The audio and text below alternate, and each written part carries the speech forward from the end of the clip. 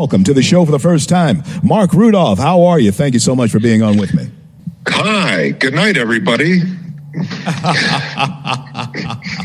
Oh, Marc, I was warned that you were a character. And Marc, let me ask you this.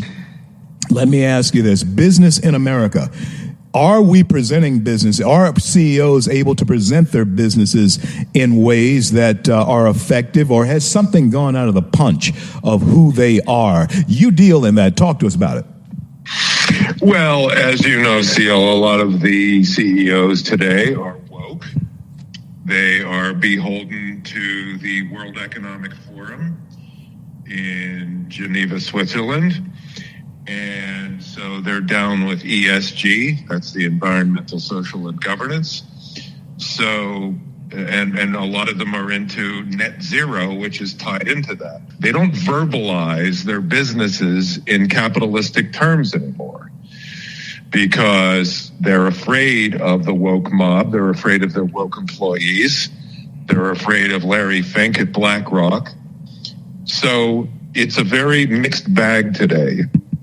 They're trying to pretend that they're not greedy money makers when in fact they are, and they masquerade with the wokeness on top to try to convince their Gen Z and millennial employees that they're down with the cause. The reflection of that is how they promote their companies, and what you see on TV, what you see in print is often just woke messaging. And it's pretty scary because they can't be honest anymore. They can't be clever. They can't be bold because somebody's going to get offended. Let me ask you this then, Marc. We're on at Marc Rudov. And Marc, tell me this. Are they then acting against their own purposes and cause? And what I'm saying is this, or asking is this: will they then strengthen a move that actually regulates them out of business by embracing, as you have said, the woke agenda? Talk to us. Well, the big companies are never going to be regulated out of business because they're in cahoots with the government. And so any regulations help the largest corporations and hurt small businesses. So I don't think they're afraid of that at all. And we've seen this government business cooperation, which is dangerous to society. So I don't think that they're worried at all. How then does that affect small business? How does that affect small business as we look down the road? Well, as we know, during the COVID lockdown, that affected small businesses. A lot of them don't exist anymore. But the larger businesses prospered and grew. Amazing. And so I think you know how it's going to affect them. Regulations hurt the small people the small businesses because they can't afford to hire all the lawyers to deal with the regulations. And they don't have the cash to shield them from the reduced profit margins. So it cascades throughout society, and it hurts everybody because we now have a generation of people who are afraid to open their mouths lest they get visited by the FBI. People just don't say what they think anymore. So everybody's scared. When you're working for a corporation, for example, let's say you're working at Lockheed, you're making fighter jets, and you're on a team of people, and you have, let's say, some trans people on your team, and somebody has screwed up. But you're afraid to criticize your trans colleague because you'll get fired. So you don't criticize your trans colleague, and then something will go to the assembly line that is deficient in quality, and a pilot flying a plane could die because of that.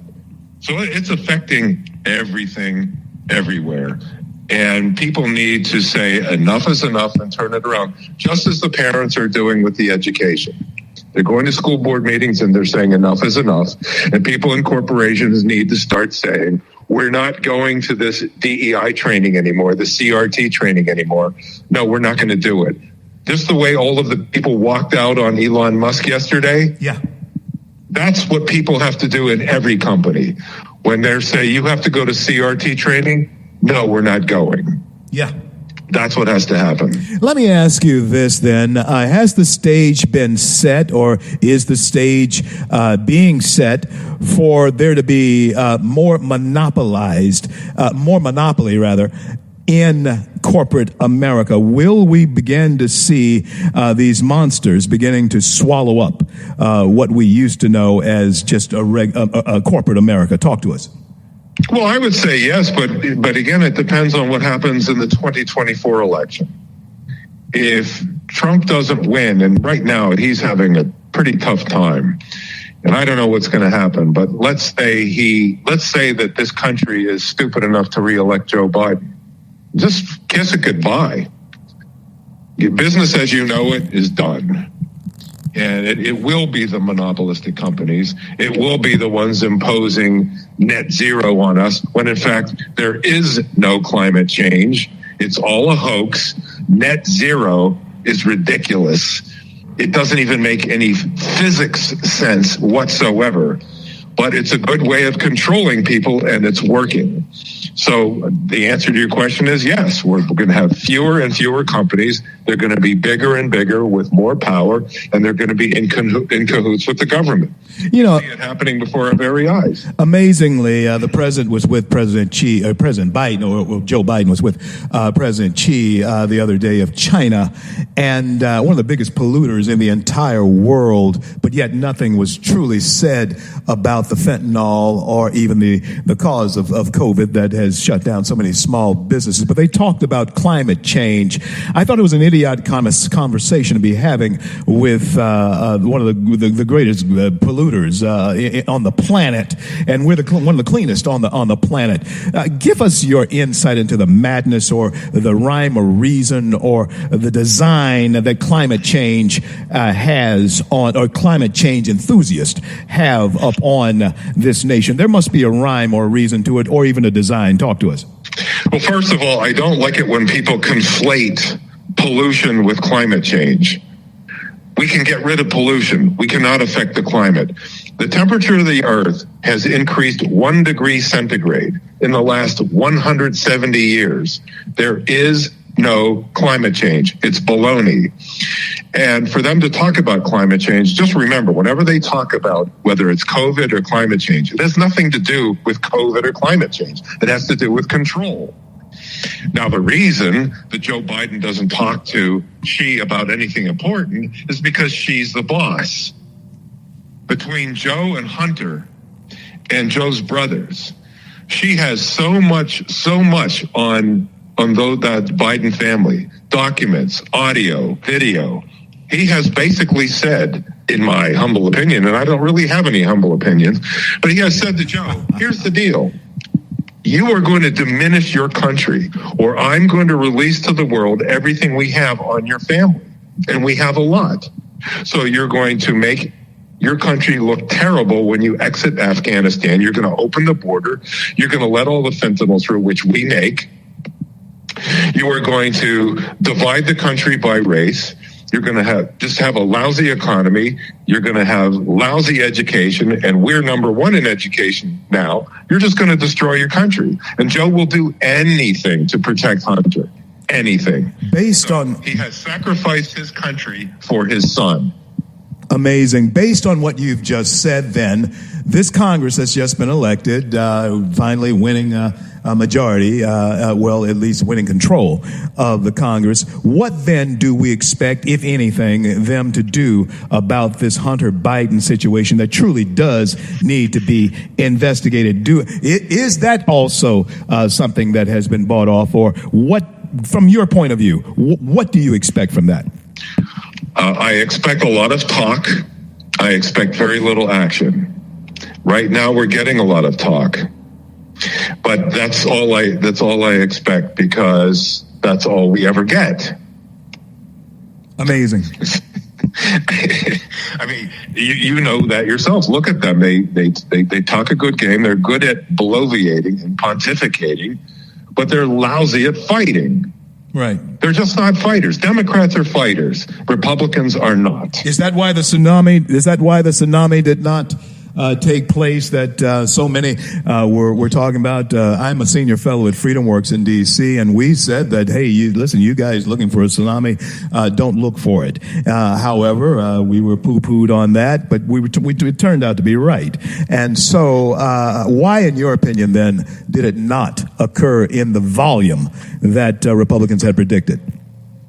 Well, that's a complicated question because it differs state by state. But if you want me to make a general blanket statement about it, I think the people do not believe that the Republicans are going to do what they say they're going to do. And I think a lot of people figure, well, if we're just going to get, why vote for Republican Democrats when we can vote for actual Democrats? Now, in my state, I don't even know where to begin with the voter fraud, and Oz didn't ever have a strong base behind him. And these people, these woke people in my state who love somebody who dresses like a gangster. I mean, it's just, I can just go on and on and on and talk about this. This guy is now in, as I said on Newsmax just a couple of days ago, our state's sending a guy with mashed potato for brains to the Senate. And he literally can't do anything. He's walking around in a fog, and he can't function without his teleprompter. I mean, the day after the so-called debate with Oz, I thought that all those Fetterman signs, the Fetterman yard signs that I see everywhere, I thought they were going to come down because people were so embarrassed to have them in their yards, given the guy who said, "Hi, good night, everybody. And I support fracking," when in fact everybody knows he doesn't. It was so humiliating. It was sad. The signs did not come down, CL. It was sad. Not one. Mark, it was sad. And it was sad to watch. I mean, and I spend a lot of time in Pennsylvania. I have many friends in Pennsylvania, done many venues up there, and I certainly did not expect the good people of Pennsylvania to do what they did. Mark, tell everybody how to get in touch with you, how to bring you to a place where they are, and how to engage in your thought process. Talk to us. I am at markrudov.com, as you said. That's MARCRUDOV. I work with CEOs, but I will not work with woke CEOs. So if you want me to help message your company around any woke messages, don't bother calling me. I won't do it. And that's it. And I do appear on Newsmax, and I believe I will be appearing a lot more regularly on Newsmax. So I'm looking forward to that. I want you to appear. I want you to appear a lot more regularly here. What I sense in you, we've not met, I don't believe, but what I sense in you is a man who speaks honestly, and you take away all the BS from the conversation, and let's just cut to the chase here, and let's talk what we're talking about. We can do other things, in another private conversation, but a lot of it is at stake in our nation, Mark, and I think it's time to hear voices that are no nonsense, straight to the point, and let's stop the chasing around. God bless you, man. Thank you so much for being on with me. We'll have you back on real soon. I can assure you of that.